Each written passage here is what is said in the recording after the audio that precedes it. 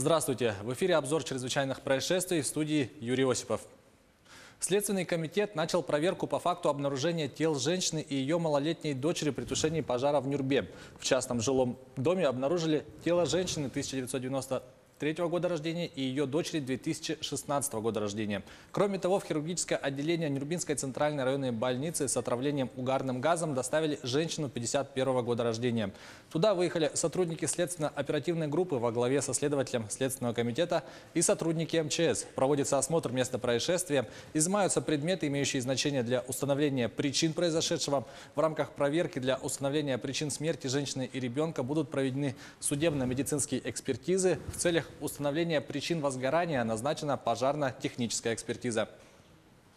Сегодня в Якутске проходит масштабная операция «Нелегал СНГ». На объекты пребывания иностранных граждан выехали сотрудники отдела по вопросам миграции и наркоконтроля. Сотрудники полиции проверяют оптовые базы и магазины, в которых работают иностранные граждане. Сейчас на рейде с сотрудниками правопорядка находится наш корреспондент Александр Хавренко. Александр, я приветствую тебя. Ждем подробностей. Приветствую, Юрий. Да, ты правильно сказал, сегодня прошли рейды по линии миграционной службы, по линии управления по вопросам миграции. Были проверены объекты, где работают и иногда даже проживают иностранные граждане.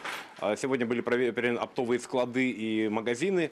Было задержано порядка 20 человек, у которых были обнаружены различные нарушения. Вместе с полицейскими из управления по вопросам миграции принимали участие также сотрудники наркоконтроля с разыскной собакой, но, к счастью или к сожалению, ничего запрещенного найдено не было. Об итогах сегодняшнего рейда нам расскажет старший инспектор по особым поручениям Николай Давыдов. Николай, ну что, как прошел рейд, каковы его итоги, каковы результаты? Здравствуйте. За сегодня, получается, было проверено несколько объектов, среди которых были выявлены 20 иностранных граждан. Сейчас в настоящее время идет проверка их режима пребывания. За последние сутки было выявлено 44 административных правонарушения по линии миграции. Наложено штрафов на общую сумму 84 тысячи, взыскано на 32 тысячи рублей.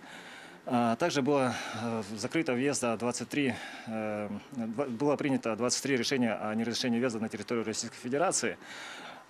И выявлено, возбуждено одно уголовное дело по статье 322.3 «Фиктивная постановка на миграционный учет». Но подобные рейды, это же не разовые акции, постоянно проходят, да, какие-то проверки, какие-то выезды, какие-то выявления?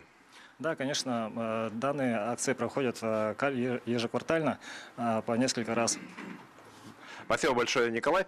Ну, надо еще добавить, что подобные мероприятия проходят не только в Якутске, но и в других районах республики. И там тоже ситуация примерно такая же. Тоже выявляются нелегальные мигранты, люди без гражданства, которые не имеют права находиться на территории республики. На этом у меня все. Юра, тебе слово. Александр, спасибо за информацию. А я напомню, что на прямой связи со студией был наш корреспондент Александр Хавренко. В Якутске осудили мужчину, который обвиняется в мошенничестве в сфере долевого строительства. Об этом сообщает прокуратура Якутии. 44-летнего местного жителя признали виновным в совершении 34 эпизодов преступлений. Суд установил, что компания «Теплосервис» вела строительство жилого комплекса «Северянка», в том числе на неотведенном для строительства земельном участке. Для строительства привлекались деньги граждан. С ними заключались договоры инвестиционной деятельности и долевого участия. Квартиры продавал подсудимый, им и изготавливались договоры, в соответствии с которыми граждане передавали деньги. Оба мужчины заведомо знали, что квартиры гражданам не будут переданы, поскольку уже были реализованы другим лицам и заключали договоры, не имея возможности и намерений исполнить принятые на себя обязательства. Помимо этого, при заключении договоров инвестиционной деятельности с гражданами был скрыт факт отсутствия соответствующей разрешительной документации на один из земельных участков, на котором также в отсутствие разрешения велось строительство блока «Д». Впоследствии в 2015 году блок «Д» был снесен как самовольная постройка. От преступных действий подсудимого пострадало 34 гражданина, которым причинен материальный ущерб на сумму свыше 39 миллионов рублей. С учетом мнения государственного обвинителя по результатам рассмотрения уголовного дела, суд приговорил мужчину к 7 годам 6 месяцам лишения свободы с отбыванием наказания в исправительной колонии общего режима. Приговор суда не вступил в законную силу. Уголовное дело в отношении директора общества с ограниченной ответственностью «Теплосервис» выделено в отдельное производство и находится в производстве суда.